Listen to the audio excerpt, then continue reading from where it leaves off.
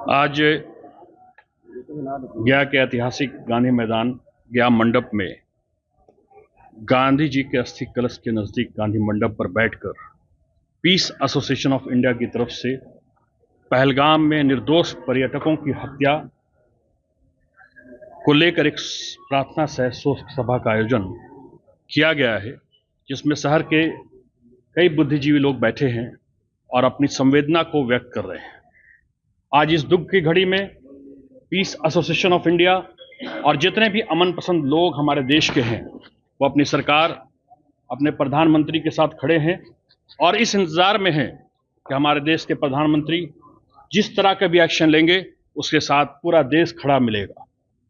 आज आतंकवाद से आर पार की लड़ाई होनी चाहिए।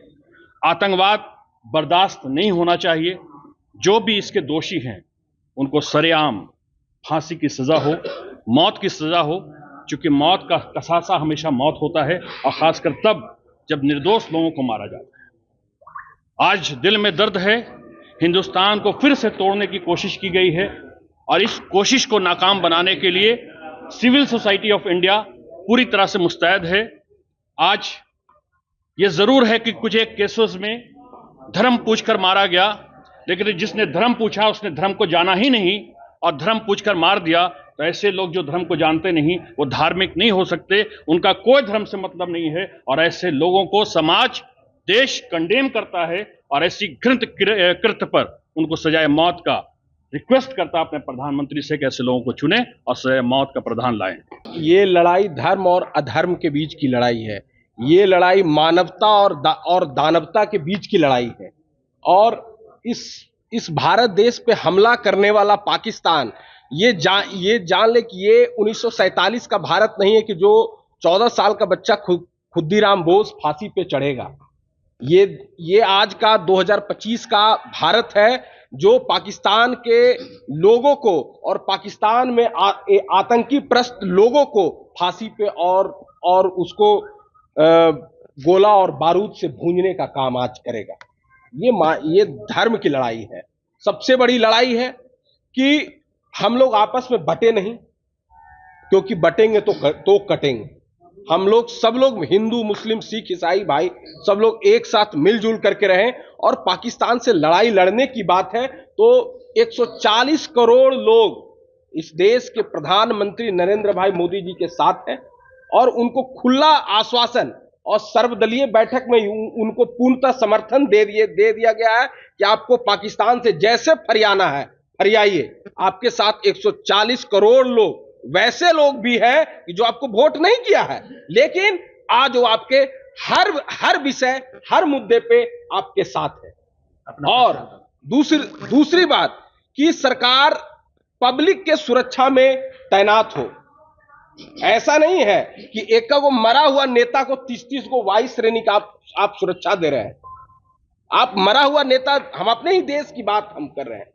जिस नेता को जो राजनीतिक रूप से रिटायर हो गया है उसके पीछे भी सरकार 50,000 और 1 लाख और 10 लाख सुरक्षा में खर्च कर रही है। अरे भाई, इस देश में लोकतंत्र, जनता मालिक है, जनता को आप सुरक्षा दो। ये जो आप सभा का आयोजन हुआ है पीस एसोसिएशन ऑफ इंडिया द्वारा, और ये बहुत एसोसिएशन विभिन्न शांति के काम में हमेशा से जुटी हुई है और इसकी आवश्यकता है। और आमतौर से हम लोग अखबार में पढ़ते हैं कि इस तरह की दुर्घटना हुई, आतंकवादियों का हुआ या कोई भी हुआ, लेकिन उसी तक रह जाते हैं। लेकिन इसकी आवश्यकता है कि इससे लोगों को भी जागरूक किया जाए। जो विचार मन में आता है वो मीडिया के द्वारा प्रकाशित हो। और आतंकवादी, आतंक ये आज का परिभाषा है, लेकिन इस तरह से पहले भी जो चला आ रहा है, लेकिन पहले उसका नाम कुछ फर्क था और उसको लोग भयभीत करने के लिए विभिन्न तरीके से करते आ रहे हैं हजारों साल से। आज भी मंशा वही है पूरे देश में, पूरे विश्व में, कि विभिन्न प्रकार का आतंकवादी है जिनकी कोई आस्था हम तो मानते हैं कि नहीं है, अलग ही आस्था है, अलग ही धर्म नहीं कहेंगे, अलग ही आस्था है कि अशांति फैलाना, जो भी जिस तरह के अभी वो देश हो, जहाँ भी हो अशांति, उनका अपनी मंशा है कि देश की अर्थव्यवस्था हो, शांति हो, इस चीज़ को ठेस पहुँचाए। और ये इस तरह से जो कसूरवार नहीं है उनको उनके बीच में उनको नरसंहार कर देना बहुत ही घिनौना अपराध है।